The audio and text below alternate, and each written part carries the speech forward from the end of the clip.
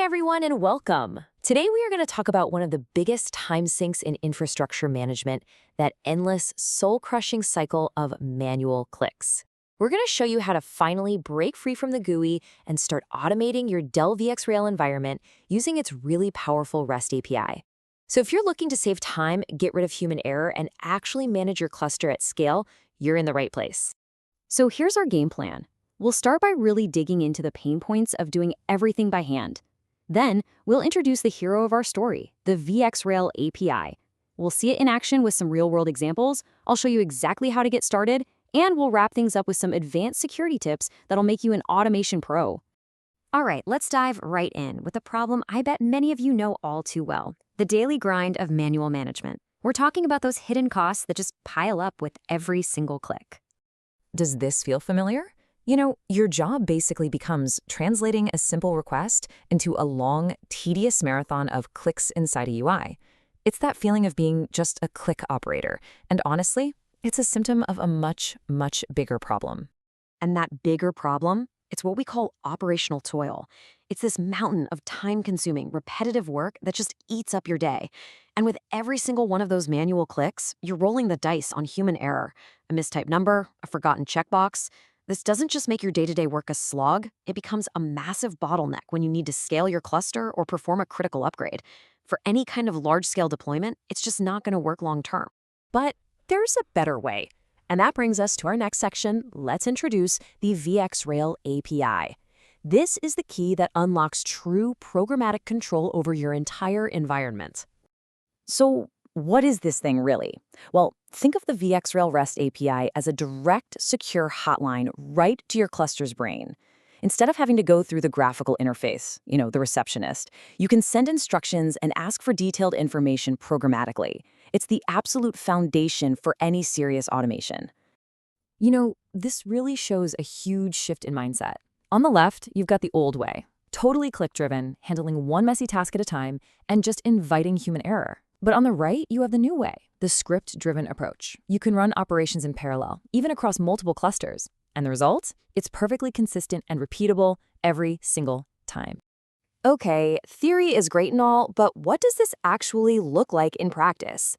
Let's move on and see this automation in action, where we can check out some real, tangible results. Let's start with a really common task, adding a new node to expand your cluster. It's something every growing environment has to deal with, and it is a perfect candidate for automation. Before the API, adding a node was this manual slog through setup wizards, right? And every single step was a potential point of failure. With the API, it's a whole new world. You just run a simple script that sends a post request to the cluster node's endpoint. What used to take hours now takes minutes, and it's done perfectly every single time. Okay, let's raise the stakes a bit. Let's talk about performing software upgrades. This is often a stressful, all-hands-on-deck kind of event that requires super careful planning and execution. So the before picture, that's that complex, manual process with the huge checklist and, let's be honest, a lot of anxiety. The after picture? You trigger the entire upgrade remotely with a single API call. This just strips away the complexity and the manual effort, freeing you up to actually monitor the progress instead of being chained to a console. All right, by now you're probably thinking, okay, this sounds great, but how do I actually start using it? Let's break it down in section 4, getting started. These are your first practical steps into the world of automation. Here's your 4-step plan. First, you don't even need to be a programmer to start. Grab a tool like Postman, which gives you a nice graphical way to build and send API requests. Second, start simple. Don't try to automate an entire upgrade on day one. Just use basic GET requests, like fetching cluster info, to get comfortable. Third, and this is super important, practice in a lab. A non-production environment is your sandbox to experiment safely.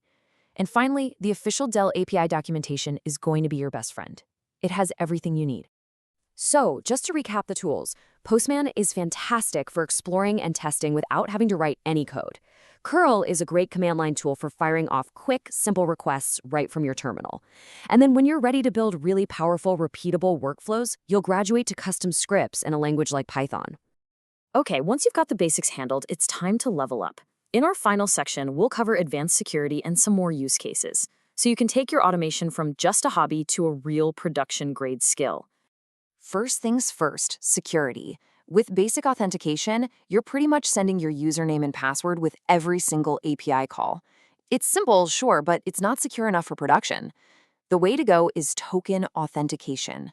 With this method, you log in once to get a temporary, short-lived token, and you use that for all your requests after that. It is way more secure.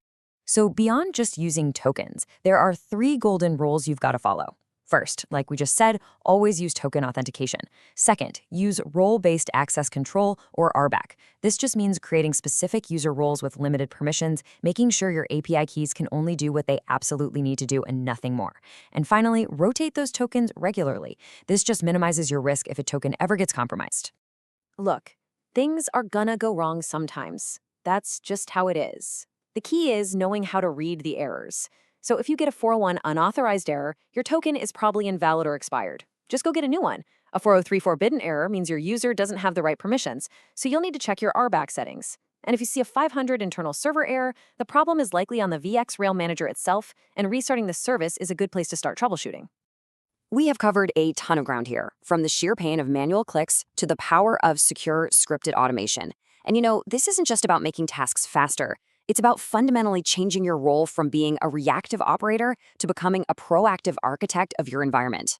So that leaves us with one final and I think important question.